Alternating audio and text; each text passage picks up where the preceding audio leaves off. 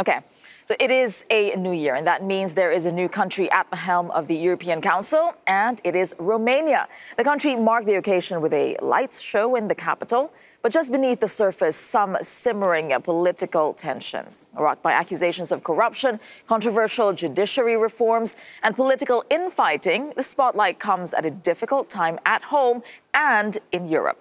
Well, Romania will have to steer the union through the last stages of Brexit and finalize some key pieces of European legislation. And joining me now to discuss the ins and outs of the Romanian presidency is Siegfried Muresan, a Romanian MEP with the EPP group, Maria Udrescu, a Brussels-based Romanian journalist who works for Le Livre Belgique, and still with us, our Euronews political editor, Darren McCaffrey. Right, Maria, I'll start with you. I mean, Jean-Claude Juncker, he expressed doubts on whether Romania can actually, in his words, grasp what it means to lead other EU countries. Is he right? Well, it depends on how do you look at this, actually. There was all this debate about the preparedness of Romania to lead the European Union. Actually, well, from a technical point of view, I guess the country is as prepared as other countries could be. But the problem is on a political level. In Romania, the politicians only care about going or not going to prison.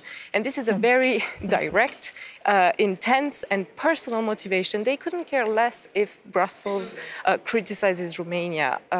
So, okay, of course, this obsession has been... But that's worrying for Brussels if you're saying that politicians just care about whether or not they go to prison in Romania. Well, there's work to be done here, no?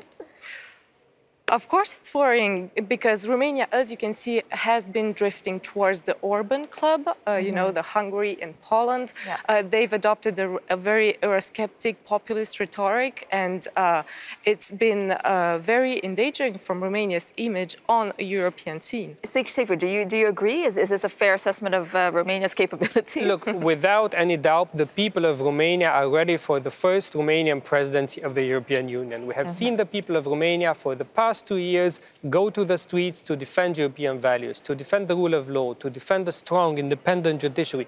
And they have done this with the flags of the European Union in their hands. Well, so it's the people are ready. The government. Well, the government, you know. I mean, they're the ones who would be They will have to prove over the next 6 months that they are complying with European values, that they are up to the job, because what does the presidency of the European Union mean? It means that for 6 months, you have to manage all of the European Union. You have to make decisions which are good, not only for your country, but for the whole 28 member states. And this is to be seen whether the ministers succeed. I hope they will, because these 6 months, when Europe is looking at Romania, Europe is looking more intensively at Romania than at any moment in time since the fall of communism. I mean, it sounds like a massive task, but and it is a difficult time for Europe. But at the end of the day, I mean, Brexit is already nearing its end, and you have other pieces of legislation which is already in the works. And it's going to be a shorter term because we've got the European elections in May as well. Though we have got the first first EU summit without Britain due to be held, I think,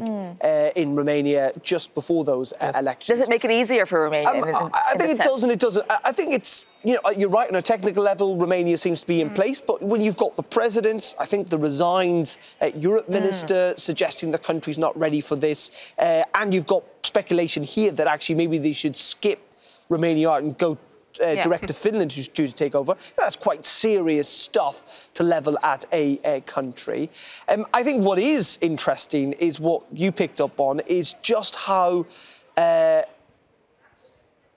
is something like 6 billion euros, Tessa, of money that has been signed off from Brussels, European primarily money that should be spent on roads, on infrastructure projects, on railways, that is not being spent. Yeah. Because, as you say, politicians seem more concerned about whether they're going to be locked up or not.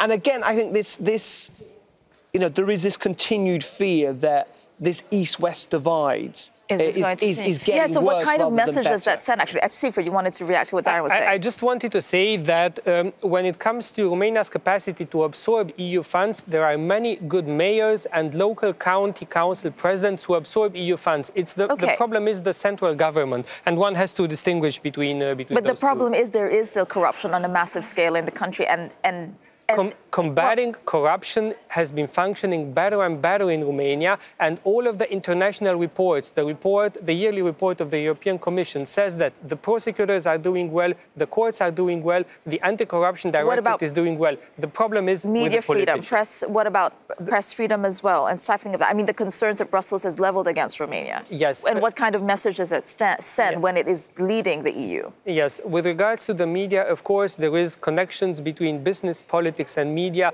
which, you know, for our European standards, for yours and mine, are not right.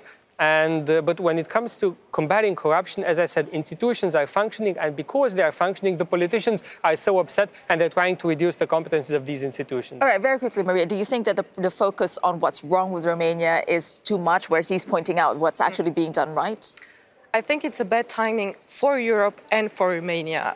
This presidency comes up at a time where, as you said, Europe is in transition. Romania cannot do much in terms of accomplishment. Even if it was France or Germany taking up over the presidency now, it couldn't come up with huge projects at this time. So all Romania can do is try to solve the problems that are still on the table.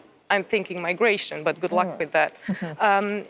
At the same time, it's also bad timing for Romania, because we are at the time where the Social Democrats are more desperate than ever. They are led by Liviu Dragnea, and let's remember that he is the key figure and the key leader of Romania, even if he's not prime minister. But then, and the solution this must be, I think, for many people, is actually Europe. You know, the European Union remains quite popular in Romania. Many of those protesters, anti-corruption protesters, are holding up EU flags, looking to Brussels to provide them with the support to try and solve Sigrid was saying Romania's out, you know, problems. separating the Romanian people from the Romanian